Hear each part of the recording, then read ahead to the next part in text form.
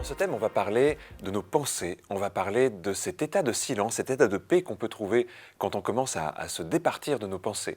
C'est un thème qui est fascinant parce qu'il nous fait travailler sur nous-mêmes, sur notre manière de penser les choses, sur notre manière de raisonner, mais aussi quelque part sur notre identité, puisque, on va en parler un petit peu, mais beaucoup de gens s'identifient à leurs pensées. Et du coup, on pourrait se poser la question, qu'est-ce qui se passe si on commence à espacer les pensées? Qu'est-ce qui se passe si on arrive à un véritable silence intérieur? C'est vraiment une quête qui est réalisée et qui est recherchée par plein de personnes, en fait. Cette idée de silence intérieur, cette idée de prendre de la distance par rapport à nos pensées, par rapport à nos croyances, nos valeurs, en fait, tout ce qui se présente de manière inconsciente, en fait, à l'intérieur de notre cerveau.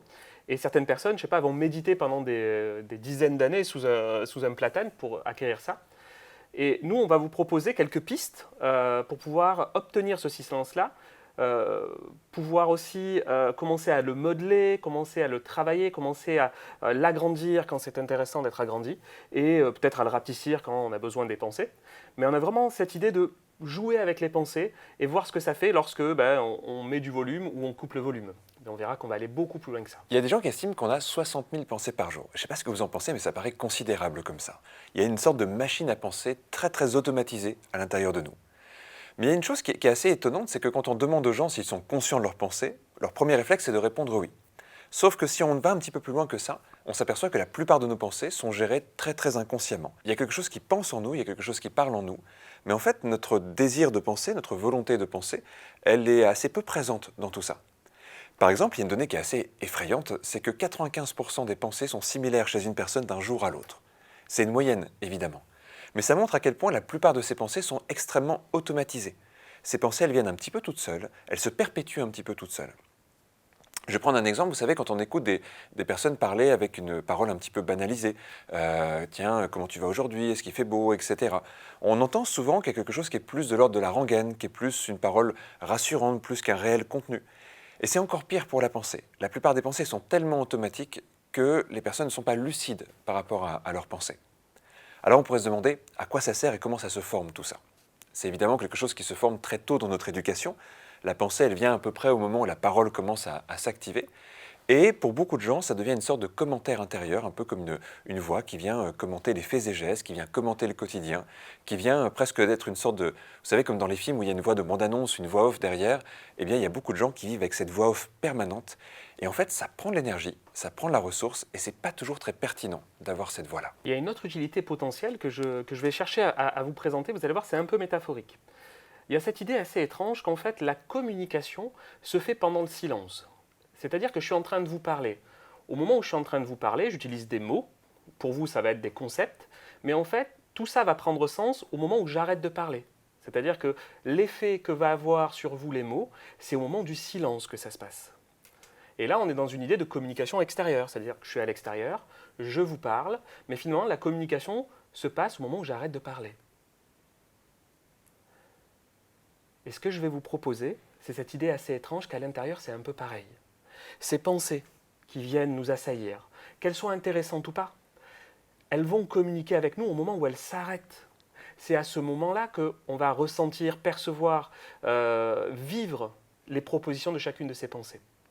Certaines de ces pensées seront intéressantes et peut-être que celles-là, on les conservera, mais on verra que réussir à créer ce silence intérieur va nous permettre de voir la portée qu'ont ces pensées pour nous. Au fond, une grande partie de ces pensées que l'on a en permanence ne sont pas essentielles, voire pas très importantes. La première chose qui se passe quand on commence à diminuer le flot de ces pensées, c'est que ça crée un état de calme, ça crée un état qui est paisible, qui est un état ressourçant. Il y a énormément d'énergie perdue dans ces pensées superflues. Et quand on arrive à apaiser tout ça, quand on arrive à une sorte de paix intérieure, souvent on se sent beaucoup plus en phase avec le réel, beaucoup plus présent. C'est aussi l'état de présence qui est recherché quand on commence à apaiser le niveau de ses pensées, quand on commence à espacer les pensées.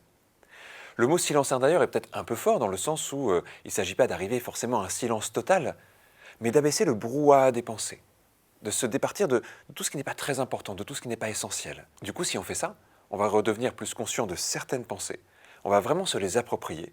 Et en fait, on peut avoir des pensées, du moment qu'on est présent dedans, du moment qu'il y a de la conscience dedans, qu'il y a quelque chose qui est là, dans chacune de ces pensées. Celles-ci, on va les conserver, on va même les valoriser parce qu'elles peuvent avoir du sens et de l'importance. Mais on saura aussi mettre sur pause pour profiter d'une situation, pour être présent, pour se ressourcer, pour regagner de l'énergie, pour être connecté à une rencontre, pour être connecté à un acte. Et dès qu'on arrive à ça, il il y a des états méditatifs qui viennent très naturellement, c'est extrêmement agréable à vivre, c'est très nourrissant quelque part. Je me souviens les premières fois où j'ai entrepris ce travail, j'ai eu peur en fait du flot de pensée. C'était un raz-de-marée.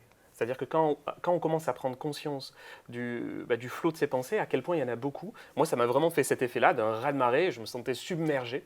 Et comme tu disais Kevin, j'ai pris le temps de créer des barrages en fait pour diminuer en fait le flot des pensées, abaisser le niveau, et ça crée effectivement naturellement un état qu'on peut noter de paix, de tranquillité, de présence dans ce silence particulier. On est capable à un moment ou à un autre d'isoler chacune des pensées.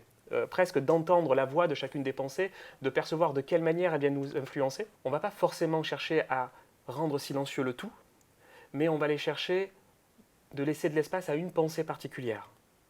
Et ça, on va créer du silence ailleurs pour obtenir ça. Il y a juste un écueil à éviter, et je pense qu'on peut tous le soupçonner.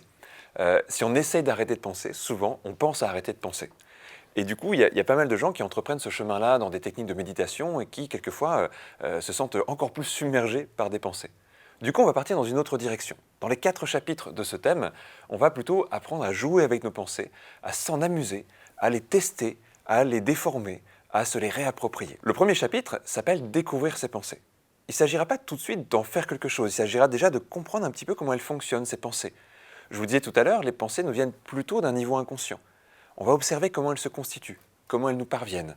On va créer un nouveau rapport en fait à la pensée, un rapport où on va pouvoir être observateur, spectateur de nos pensées, pour mieux les comprendre, pour mieux les percevoir, pour aller regarder aussi quelquefois ce qu'il y a derrière chacune de ces pensées. Dans le deuxième chapitre, l'idée, ça va être de jouer avec nos pensées. Pour cela, on va leur donner corps, c'est-à-dire qu'on va leur donner une couleur, une forme, peut-être un son particulier, une musique particulière. Ça va les caractériser, on va avoir quelque chose de très détaillé. Et à partir de là, on va pouvoir commencer à jouer avec, à les mélanger, à les séparer, peut-être à les fractionner, peut-être à les réunir. Et ça, c'est ce que je vais vous proposer dans le deuxième chapitre. C'est vraiment une manipulation de toutes ces pensées. Dans le troisième chapitre, on va dialoguer avec ces pensées. L'idée peut paraître un petit peu étrange comme ça, sauf si on se rappelle que nos pensées, elles proviennent plutôt d'une partie inconsciente et qu'on pourrait très bien leur répondre avec une part consciente. Et un dialogue qui va s'instaurer entre part consciente et part inconsciente. Ce dialogue va considérablement apaiser les choses. Je vais prendre une métaphore pour ça.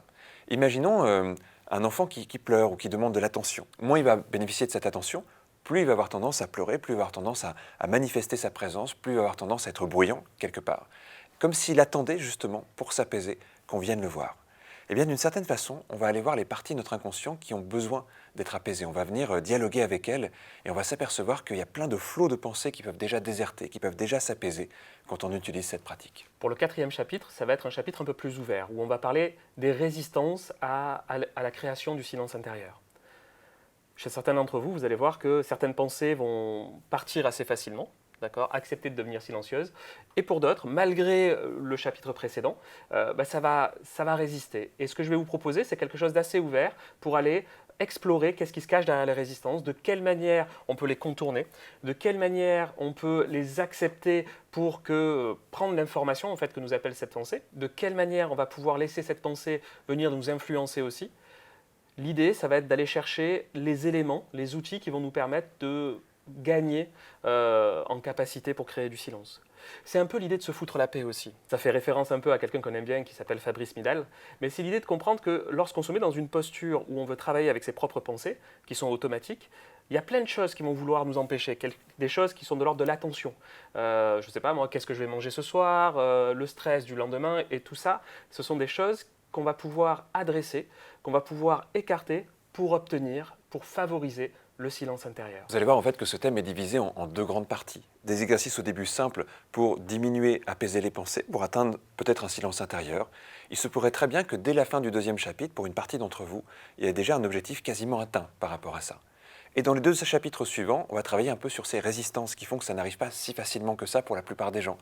Et on voit parfois des gens qui font des années de méditation et pour qui c'est toujours une tâche complexe d'arriver à ce silence intérieur.